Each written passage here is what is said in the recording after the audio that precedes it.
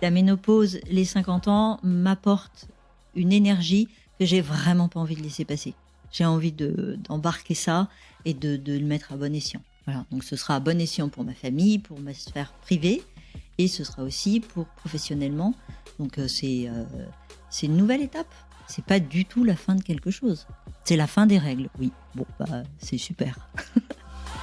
La fin des règles, c'est un espace de parole où les femmes se transmettent leurs histoires et déballent tout. La ménopause sert de point de départ pour parler féminité, transmission et tous les sujets que chaque femme doit redéfinir à la midlife. C'est un récit collectif qui se chuchote à l'oreille. La vie au travail, la vie au lit, les kilos qui ne partent plus, les nuits blanches, mais aussi la libération que cela semble représenter pour beaucoup de femmes. La fin des règles que l'on s'impose, des règles que l'on accepte, la fin des règles, quoi. Allez, venez.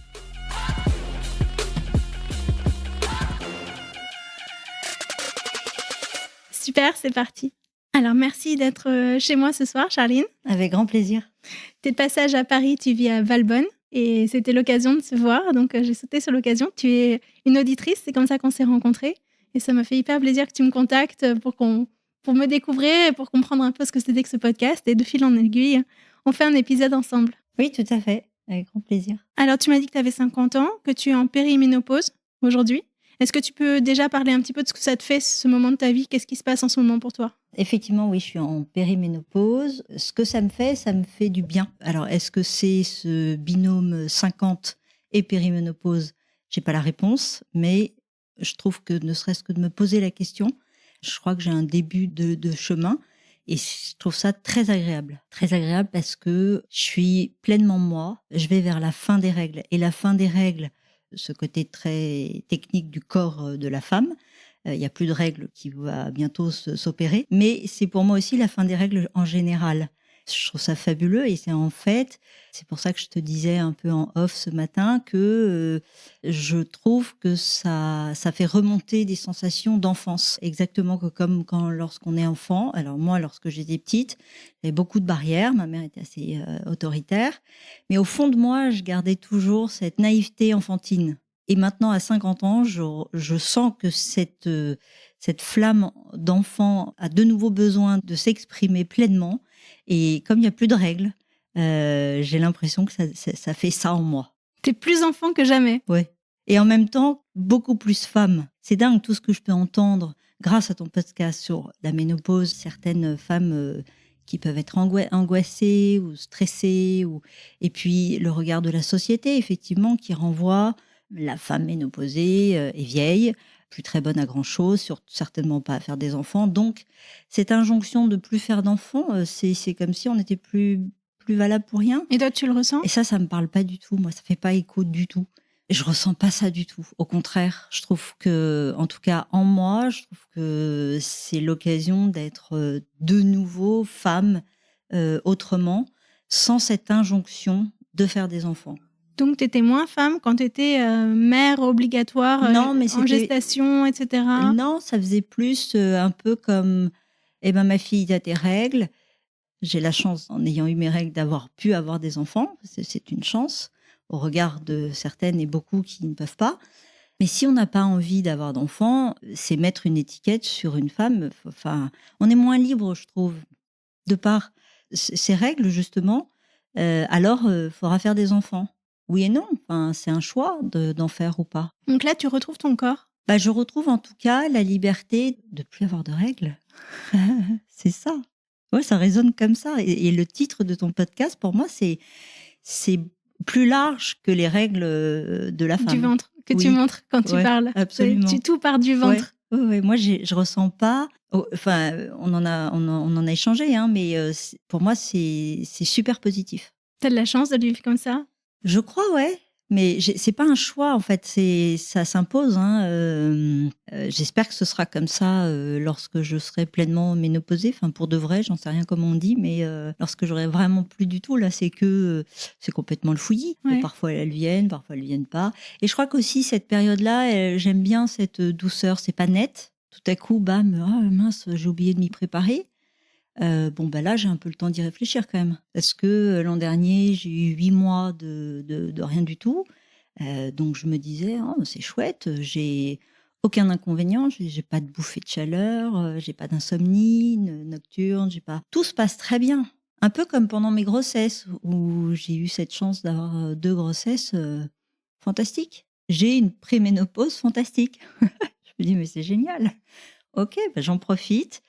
Et moralement, ça me donne beaucoup plus la pêche. Alors quand même, peut-être, grâce aussi à des compléments alimentaires, que je prends et qui m'aident à quand même réguler ces sautes d'humeur. J'ai peut-être ce petit inconvénient, c'est les sautes d'humeur. Ça m'est arrivé. C'est d'ailleurs pour ça que j'ai eu recours à ces petites, Et tu veux dire que gélules. tu es déprimée d'un coup ou alors Non, très j'étais plutôt très énervée. colérique? Oui, Ouais.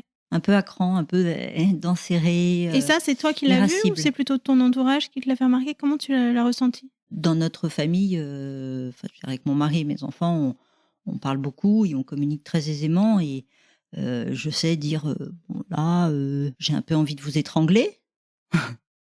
J'ai pas foncièrement envie de le faire, mais c'est plus fort que moi et bon, c'est pas de votre faute, c'est ni de la mienne.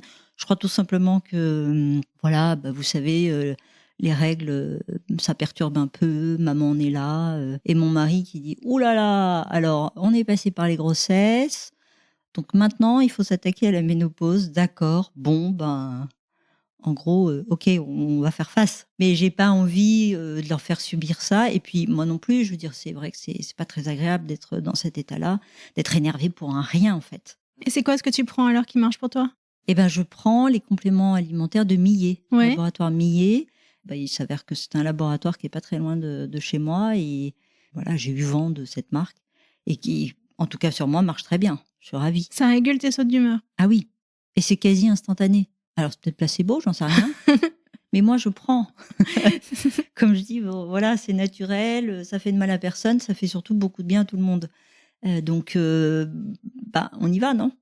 Tu parlais de ton mari à l'instant. Comment ça se passe avec lui? Est-ce qu'il y a des choses qui changent? Est-ce que vous en avez parlé? Alors, sur le plan totalement physiologique, je veux dire pendant les rapports, j'ai pas de sécheresse particulière, mon mari note pas de différence, notoire. Physiquement, j'ai pris un peu du ventre, je trouve quand même que mon corps et ma peau changent et alors j'ai décidé de l'accueillir, à bras ouverts ce changement. Je me suis rendu compte qu'il m'est arrivé d'être un peu, pas tout à fait d'accord, dans le sens me dire: «Oh c'est moche, c'est un peu flasque». Ce ventre, Le ventre, l'intérieur l'intérieur des des cuisses. cuisses, tu vois les bras, Sous les bras là, la ouais, chauve-souris. la chauve-souris. Mais mes enfants adorent, c'est leur passe-temps favori.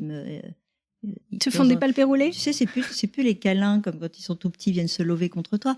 Ils viennent juste se poser pas trop loin et puis voilà, ils adorent faire ça. Et je me dis: comment je peux ne pas accueillir ça?» Et c'est eux, en fait, qui me font un super cadeau ils me disent: «Mais maman, j'adore, j'adore» et c'est en fait, c'est un peu leur doudou. Donc finalement, c'est ça aussi, prendre un peu de l'âge et de maturité. Je trouve, c'est, accueillir, à bras ouverts le corps que l'on a. Bon, moi, j'ai déjà commencé par mes cheveux, hein, j'ai commencé à avoir des cheveux blancs à peine 30 ans, je crois. très jeunes. Oui. Et tu les J'ai as toujours gardés? j'ai jamais fait une seule couleur de cheveux de ma vie, jamais. En fait, j'avais peur de faire des couleurs. Je me dis: «Mais à quoi je vais ressembler? Ça va pas être c'est pas possible. Non, ça m'intéresse pas. Bon, c'est blanc, m'est égal». Et pourtant, j'ai eu des remarques de mon père. Mon père qui, dès qu'il me voit, me dit, «Tu au courant qu'il existe des couleurs pour les cheveux?» Ils te disent plus ça maintenant, il a arrêté, hein? Oui, Rassure-moi. alors il a arrêté parce qu'on ne se voit plus, mais je pense qu'il le ferait toujours sinon. C'est pas méchant, j'entends dans sa voix et dans sa remarque que c'est pas méchant, mais lui ça le dérange. Je lui dis: «Bah oui, je suis au courant». Peut-être que ta mère, s'est caché les cheveux blancs jeune. Oui. Alors je sais pas si elle a caché les cheveux blancs ou si elle avait très envie de la couleur qu'elle se faisait. Je pense que c'est plutôt ça. Tout comme elle était, toujours très maquillée. C'était joli, c'était pas too much et ça ressemblait pas à rien, mais c'était beaucoup. Et je la regardais comme ça avec des yeux un peu de merlan-frit en me disant: «Mais waouh, quel temps elle peut passer à ça», mais ça m'intéressait pas. Et pareil, je me maquille, jamais. Et tu fais ça pour te dégager du temps, tu penses? Non, c'est que ça ne m'attire pas. Au contraire, le quelques fois où j'ai pu le faire, non, c'est une mise en scène, qui me va pas. J'ai l'impression de masquer quelque chose ou de m'ajouter quelque chose. Je suis pas à l'aise, en fait. T'as un très beau teint. Je pense C'est que... le sud. Non, c'est ta génétique, t'as vachement de chance. T'as Ah une ouais? peau avec des Ouais, pores mais très quand même. resserrés et une très jolie couleur de peau. C'est pas Oui, donné à oui. tout le monde Ah, d'avoir les cette pores, peau-là, hein. oui, oui, oui. Ça joue quand même. Ouais, mais c'est vrai que vivre au soleil, ça aide à avoir bonne mine. Tu connais cette expression qui dit manger son pain blanc, manger son pain noir? Non, je connais que manger son pain blanc. Eh ben, il y a manger son pain noir, donc c'est de la souffrance. Voilà, il y a des individus qui mangent leur pain blanc avant le pain noir et inversement. Et moi, je pense, j'ai commencé par le pain noir. Donc je savoure aujourd'hui cette mie tendre et blanche, voilà, avec une croûte bien croustillante, mais qui fait le croquant de la vie. Tout est pas rose. Voilà, c'est comme ça et c'est super. Ça me va. C'était quoi le pain noir dans ta vie? Bah, le pain noir dans ma vie, c'est le divorce de mes parents lorsque j'avais, je crois, 4-5 ans. Donc c'est toujours douloureux. En tout cas, j'ai trouvé ça douloureux. La fratrie, on est 3. J'ai un frère et une sœur et on a été séparés. Donc c'est difficile. Ça, c'était dur. Après, avec ma mère, ça a toujours été un peu houleux. En tout cas, pas complice. Et puis, à l'âge de 17 ans, pof, il y a eu une grosse rupture. Elle m'a mise à la porte. Ça a été définitif parce que voilà, ma mère est très tranchée. C'est gris, c'est blanc ou c'est noir. Voilà, les nuances de gris au milieu, c'est hors de conception pour elle. Donc ça, c'est dur. C'est dur parce que de grandir dans ces deux extrêmes, soit noir, soit blanc, j'ai obtempéré. Mais lorsque je suis sortie de ça, j'ai mis beaucoup de temps à comprendre qu'il y avait des nuances de gris au milieu de tout ça et que c'était super chouette. Mais en attendant, j'étais pas habituée, j'avais pas les codes. Donc ça, voilà, oui, ça participe quand même à du noir, quoi. Ouais. Comment ça s'est passé ta puberté avec cette maman? Seule à bord. J'ai pas eu d'accompagnement de sa part. Je ne sais pas du tout comment elle l'a vécu. Et pour moi, bah voilà, le jour où c'est arrivé, je l'ai appelée, je lui ai dit, je sais pas ce qui se passe, je sais plus ce que j'ai dit, mais je crois que je lui ai dit, je saigne. Et aujourd'hui, donc j'ai une fille qui a 9 ans. Si ma fille m'appelle en me disant maman, je saigne, qu'est-ce qui se passe? Je sais que je prendrai le temps de m'asseoir avec elle, de lui dire voilà. Bon, d'abord, elle sait quand même ce que c'est parce que depuis toute petite, depuis qu'elle sait marcher à 4 pattes, elle a toujours été derrière la cuvette des toilettes au moment où j'allais aux toilettes. Avec ou sans règles, j'ai toujours laissé faire. Donc elle t'a vu Ma fille, oui. changer tes Mon serviettes? fils aussi, tout. Ils ont toujours été très curieux de ça. Je ne peux pas bloquer une curiosité de mes enfants. Mais tu veux dire que les toilettes étaient dans la salle de bain, c'est ça?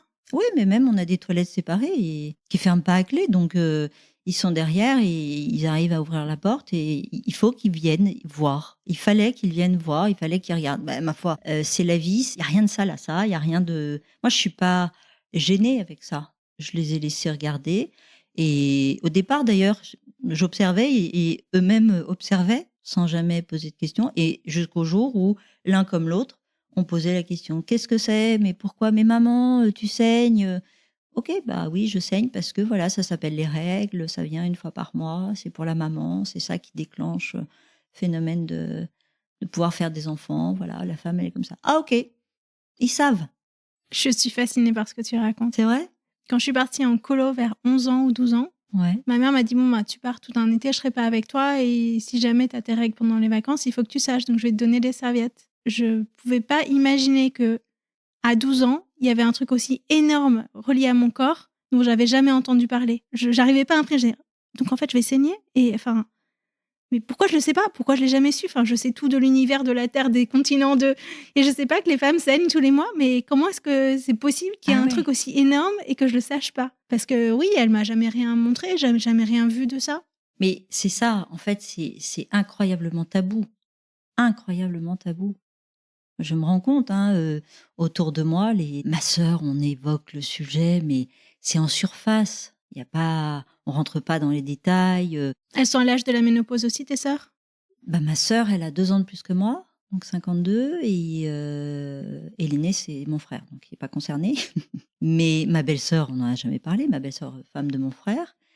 Mes belles-sœurs, du côté de mon mari, si je l'ai un peu évoqué avec l'aîné de ses sœurs, avec qui je suis assez proche. En tout cas, on a des échanges libres. Elle fait partie de ces femmes qui a été ménopausée suite à une opération, Ouais. donc brutalement, et non pas de manière naturelle. Donc elle m'a confié que effectivement c'est un choc. Et là, typiquement, ces femmes-là n'ont pas le temps de s'y préparer. Non. J'ai également une amie qui a eu un lourd cancer il y a à peu près 3-4 ans. C'était au niveau des ovaires. On lui a tout enlevé, elle s'est réveillée, elle crevait de chaud. Elle dégoulinait de partout, elle comprenait pas, elle croyait que c'était les traitements, etc. Personne ne lui a expliqué. J'ai trouvé ça dingue. Ça va changer là. C'est en train de commencer à changer. Ouais. Oui. Mais tu vois, je dis souvent que on est une génération où on a beaucoup de chance. On a beaucoup de chance parce qu'on a accès à des accompagnements psychologiques. On a accès à cette ouverture concernant ce sujet de la ménopause. Bah, c'est chouette de vivre ça, quand même. Donc, autant y aller. Et c'est en ce sens que ton podcast est top. Vraiment. Et qu'il a sa vraie raison d'être. Ouais, merci. On a parlé de ton mari, on est parti sur complètement autre chose, mais j'aimerais bien repartir sur... vous avez l'air d'avoir une super complicité, de pouvoir parler de tout vraiment. C'est quoi votre regard sur ce moment de vie que vous avez tous les deux ? Oui, c'est vrai, on est parti, on a dévié. Il prend les choses comme elles viennent. Et donc, effectivement, en écoutant ton podcast, un jour, je lui ai dit, au fait, t'en penses quoi, toi, de la ménopause ? Tu vois ça comment ? Ça t'évoque quoi ? Et elle m'a regardé avec des yeux de merlan frit en me disant, bah, rien de particulier, pourquoi ? Qu'est-ce que ça devrait m'évoquer ? Bah, je lui dis, la ménopause, pour la femme, ça veut dire j'ai plus mes règles. Et donc, il me dit, bah, ça, c'est chouette. Ah, ok. Bon, bah, alors, on est sur la même longueur d'onde. Et je peux plus avoir d'enfants. Bah, il me dit, de toute façon, 50 ans, tu vois, faire des enfants à 50 ans, ça nous traverserait pas l'esprit. Enfin, on aurait adoré en avoir 3.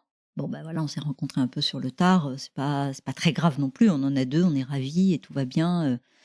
Je pense qu'il a un rapport très simple, très terre à terre par rapport à ça. Il n'est pas du tout macho, pas du tout. Ouh là là, m'en parle pas, c'est un truc de nana. Non, il se pose pas mille et une questions. Il prend les choses comme elles viennent. Et puis, c'est ce que je te disais ce matin. Il a eu la chance d'avoir un grand-père maternel délicieux, un homme qui était fabuleux, fabuleux de sensibilité. D'ailleurs, il était très amoureux de sa femme. C'était un couple. Ils ont vieilli longtemps ensemble. Ils sont décédés l'un et l'autre à plus de 80 ans.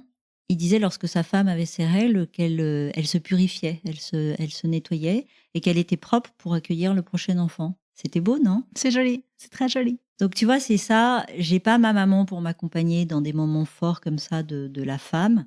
Bah, c'est comme ça. J'en fais pas un drame et quelque chose de négatif. Je me dis, bah, c'est dommage, mais c'est aussi dommage pour elle. Mais bon, c'est son choix. J'ai la chance d'avoir un mari qui a eu cette éducation et qui est très bénéfique pour moi. Ouais, j'en entends des discours d'hommes plutôt un peu comme dégoûtés par les règles. Ce sujet, ils veulent pas en entendre parler, ça les concerne pas. C'est ton problème, toi, femme. Alors que, ben, oui, dans l'absolu, technique, enfin, c'est à nous de le gérer intérieurement avec nous-mêmes. Mais c'est quand même, ça a des effets secondaires sur l'humeur, sur... il y en a qui ont des bouffées de chaleur. Enfin, je veux dire, il y a plein d'inconvénients qui fait que ça a forcément une résonance sur le couple. Donc, j'ai beaucoup de chance, ça, c'est vrai, d'avoir un mari qui est à l'écoute, complaisant, sans non plus être curieux ou vouloir trop rentrer dedans aussi, quoi. Je trouve qu'il a la juste place pour moi. Quand tu penses aux années à venir avec lui et dans votre vie intime, comment tu imagines que ça puisse évoluer ? De quoi tu aurais envie ou pas envie ? Bah, je pense que j'ai envie que ça continue comme ça. C'est doux, c'est drôle. J'ai une nature où j'ai pas mal d'autodérision. Et sur ce sujet, je trouve que c'est chouette d'y mettre un peu d'humour. Sur ces fameuses sautes d'humeur, j'aime en rire avec les enfants et pousser un peu à l'extrême. Ils en rigolent, ils comprennent très bien. J'aime bien aussi être complice, enfin dans le partage avec eux sur ça. J'aime bien qu'ils voient toutes les facettes de leur maman. C'est un peu une mise à nu. Hein. Ouais, et t'as peur de rien. Bah, j'ai quand même mon fils qui est l'aîné. Il est né, je croyais avoir fabriqué un scanner. Il est né avec 2 grandes billes noires J'ai accouché par césarienne. Donc, les 2 premières heures, je l'ai pas eu. Et quand on s'est retrouvés dans la chambre, il hurlait tout ce qu'il savait et pour cause. Je pense que 2 heures séparées de sa maman brutalement comme ça, c'est atroce. Donc, je l'ai gardé avec moi, longtemps. Et le lendemain matin, il a passé, je sais pas, plusieurs minutes. Je le tenais comme ça, sa tête dans la main. Il est rentré en moi, ses yeux plantés dans les miens. J'ai senti que je ne pouvais pas dévier le regard et je lui ai dit: «Écoute, tu sors de mon ventre, tu connais tout, maintenant tu as besoin de voir, bah vas-y. OK, c'est OK pour moi» et j'ai eu quand même des fractions de secondes où, j'étais un peu mal à l'aise parce que il a vraiment introspecté tout. Ouais, il est allé voir partout. C'est important la connivence, la communication, le Tu as établi une connexion très forte, très ouais. immédiate avec lui. Oui, oui, oui. Et ma fille aussi. Ma fille, elle est un peu comme mon mari, plus subtile, plus elle a pas l'air comme ça, mais en fait, elle voit tout, elle sent tout, elle comprend tout et elle est très sensible, mais elle montre, un côté un peu dur. Ah ça, c'est plutôt un peu moi, mais en fait, au final, on est 4 bons sensibles et c'est chouette parce que grâce à la communication, on livre plein de choses. Est-ce qu'il y a des règles que tu sais que tu veux pas leur transmettre, enfin lui transmettre surtout à ta fille? Est-ce qu'il y a des choses où consciemment tu sens que tu vas faire en sorte que ça, elles le reçoivent pas? Oui, je ferai tout ce qui est en mon pouvoir pour, que ce sujet soit pas tabou. Vraiment pas, qu'elle soit hyper à l'aise pour en parler, avec moi ou avec qui elle veut. Parce que c'est de l'intime et qu'il y a, je pense, un moment donné où les enfants ont leur petit jardin secret, je pense. Il y a des femmes dans ton entourage auxquelles tu penses qui pourraient jouer ce rôle de marraine d'une certaine manière? Bah, peut-être ses tantes, ses copines. Oui, je vois bien qu'assez naturellement, elle pourrait aller vers elles. Je la sens très bien entourée. Ouais, oui, oui, oui, oui. Mais elle est espiègle et elle a plein de ressources en elle. Est-ce qu'on peut parler de ta vie professionnelle aujourd'hui? Tu peux Oui, dire un petit peu où tu en es? Tu m'as expliqué que tu reprenais un poste salarié juste maintenant, oui. après avoir été à ton compte pendant de nombreuses années. Oui, j'ai, pas plus tard qu'hier, signé une promesse d'embauche dans ce qui me semble être une belle société. Une belle société qui a un joli parcours, de jolies valeurs, qui s'attache à faire de jolies choses et c'est une usine de parfums. Donc moi, ça fait 20 ans que j'ai bifurqué dans ce monde-là et donc j'ai passé 20 ans, à mon compte et c'est vrai que, c'est vraiment une nouvelle étape. J'ai pas d'orgueil par rapport à ça, si tant est qu'on peut en avoir, parce que oui, il y en a qui peuvent en avoir. Moi, j'ai pas ça.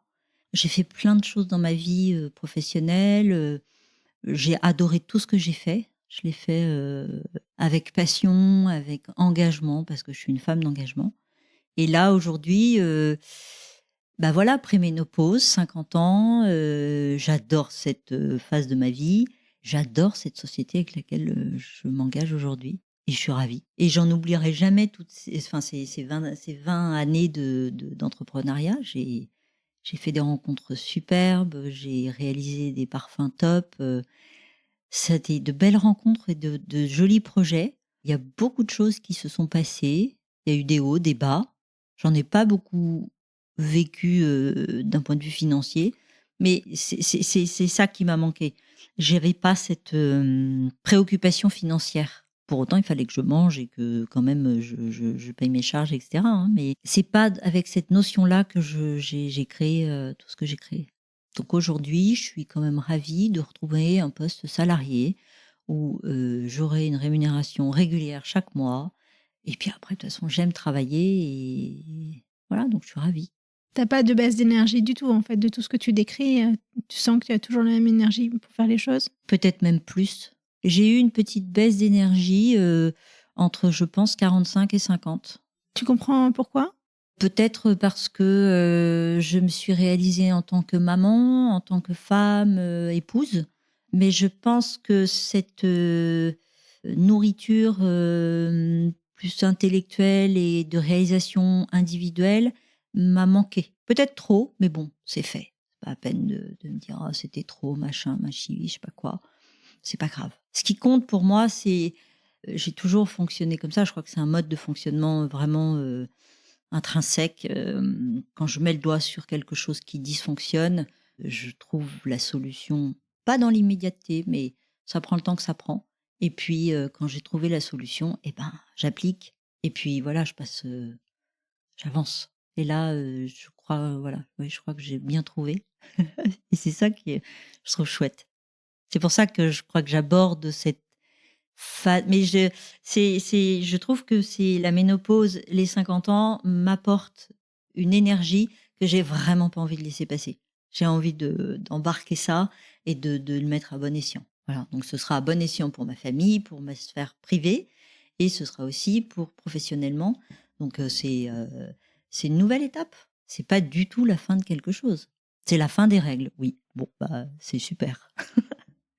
Peut-être que les règles, en fait, ça brime. Ça brime le corps, tu veux dire ça? Non, ça brime l'élan. Tu sais, quand on a ces règles, on est un peu raplapla. On a moins la pêche, on a besoin parfois de... Moi, j'ai besoin, je me souviens mais je m'écoutais pas. Tu respectais pas ton cycle? Non, j'avais pas conscience de ça. Non, c'est nouveau. J'ai lu des choses là-dessus, je me suis dit, ah bon, il faudrait qu'on se repose. J'ai entendu parler de ce fameux congé menstruel. Waouh, je me dis, c'est conceptuel ce truc. C'est génial en soi, mais j'y avais jamais pensé. C'est vrai qu'on n'est pas considéré.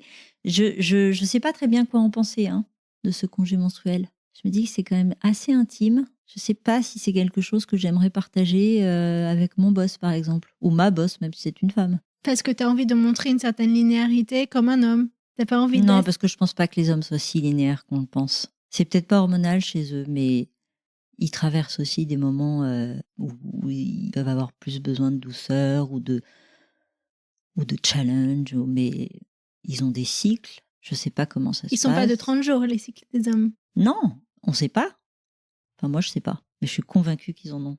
Encore une fois, je sais pas, c'est pas hormonal. Je suis pas assez calée en la matière, mais ça reste des humains. En ce sens, je trouve qu'on est assez égaux. On a l'égalité là-dessus. On est humain. Et à partir de là, ça suffit à considérer que on a tous besoin de moments de douceur. Finalement, est-ce que c'est lié aux règles ou pas? Alors pour la femme, peut-être. On a un repère technique. Donc on peut dire halte, ça y est, on y est. L'homme, il l'a pas, c'est plus délicat. Et puis, culturellement, eux aussi, ils ont pas mal été bercés à t'es un homme, tu pleures pas. Donc, c'est pas facile non plus, non, pour eux? Pourquoi est-ce qu'on veut toujours leur faire porter t'es linéaire, t'as pas le droit à tes émotions, t'es un homme, allez hop, avance. Je trouve que c'est moyen. C'est pas facile parce qu'ils n'ont pas leurs règles. Mais je suis convaincue qu'ils ont tous leurs moments où ils aimeraient relâcher la pédale et avoir un peu de douceur, d'être un peu enveloppé.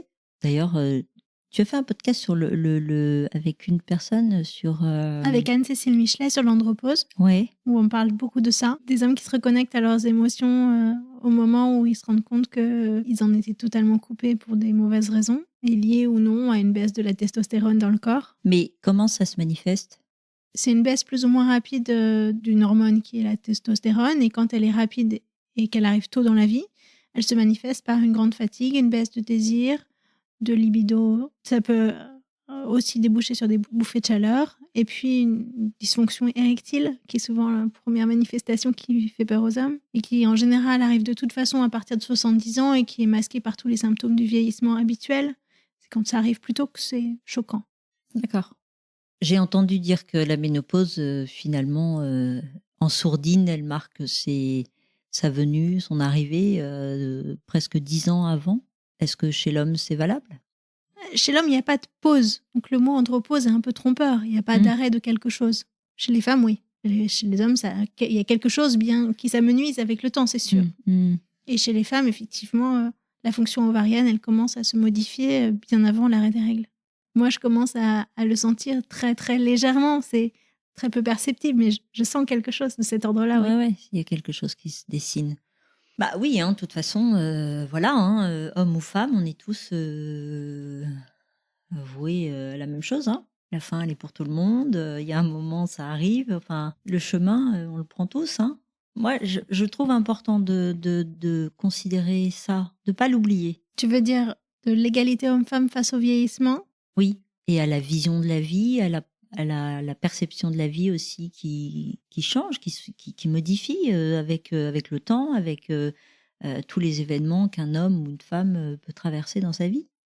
Je crois que c'est pas que la femme qui, avec cette ménopause, a plus droit à l'écoute ou à la considération. On voit beaucoup d'hommes d'ailleurs à la cinquantaine qui ont une pêche d'enfer. Globalement, ils sont tous. Je note quand même que l'homme à 50 ans est quand même vachement sexy. Ça, c'est des clichés de la société. C'est parce qu'on les voit plus sexy que nous-mêmes, mais on pourrait aussi avoir ce même regard doux sur nous et nous trouver très sexy à 50 ans. Ah, mais j'ai pas dit que les femmes l'étaient pas. Hein. C'est pour ça que je trouve que c'est chouette que le discours sociétal change sur la femme à 50 ou en tout cas ménopausée. C'est chouette une femme qui a pas ses règles. Elle est pas là à trimballer son petit matériel et à penser, parce que les hommes, le mien n'en fait pas partie.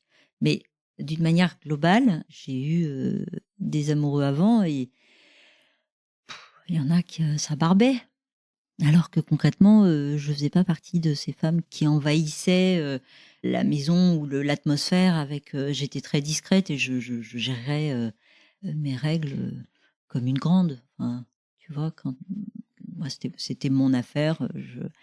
Mais les hommes n'ont pas envie d'être embêtés avec ça et je l'entends. Réjouissez-vous, messieurs, à 50 ans ou à la ménopause. Voilà, ça c'est fini, paf paf, c'est chouette. Et certes. Notre peau, ou les rides, les cheveux blancs, etc. Eh ben oui, mais ça peut avoir beaucoup de charme, il me semble. Des deux côtés, pour les femmes comme pour les hommes. Ah bah oui, bah oui. Il y a des figures féminines ou masculines qui t'évoquent ça? La belle cinquantaine? La belle transformation. Oui, Sophie Fontanelle en fait partie, pour citer quelqu'un de public, mais je te disais ce matin, comment elle s'appelle, la femme que tu as interviewée, que je t'ai dit, elle est tellement belle. Anne-Cécile Michelet. Voilà. Dont on parlait tout à l'heure sur l'andropause. Ouais. Voilà, elle est rayonnante. Ah, pour moi, rayonner, c'est un curseur de beauté. Isabella Rossellini aussi. Voilà, elles sont belles, ces femmes qui traversent le temps. Les hommes qu'on trouve sexy d'une manière générale, là, ces acteurs qui ont un peu d'âge, Georges Clooney, à 20 ans, on n'entendait pas parler de ce monsieur. Non, lui, non. Hein, on est d'accord, il est arrivé qu'avec ses cheveux blancs. Ouais. Bon, ben voilà. Et ben, c'est comme ça. Christine Lagarde, elle est bien blanche au niveau des cheveux. Ouais. Physiquement, c'est une belle femme. Voilà, il y en a plein, je crois. Moi, j'en croise plein dans la rue. À Paris, c'est un vivier de très belles femmes qui se promènent comme ça. Oh, oui, partout, partout.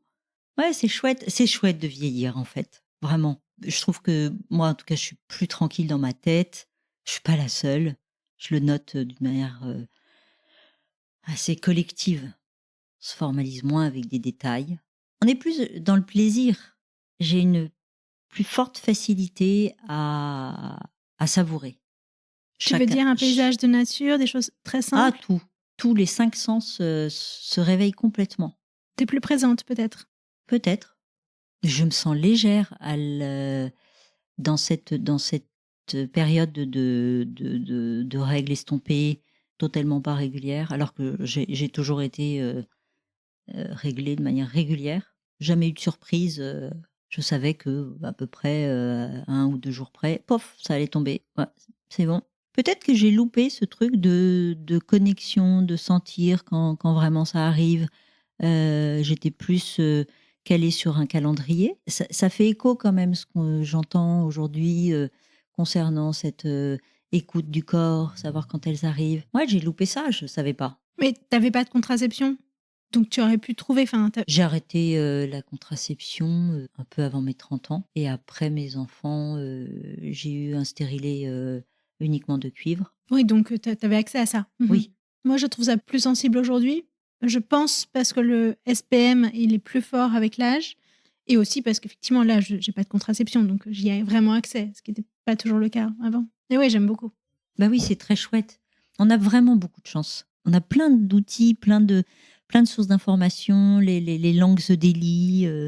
voilà, pour moi, c'est l'amour et la communication, ça va de pair. Parlons-nous, parlons-nous, parlons-nous tout le temps, tout le temps, tout le temps. Hommes, femmes, enfants, vieux, jeunes, de se parler, se dire les choses. C'est pas toujours simple, mais tout le bénéfice que ça apporte, c'est fabuleux.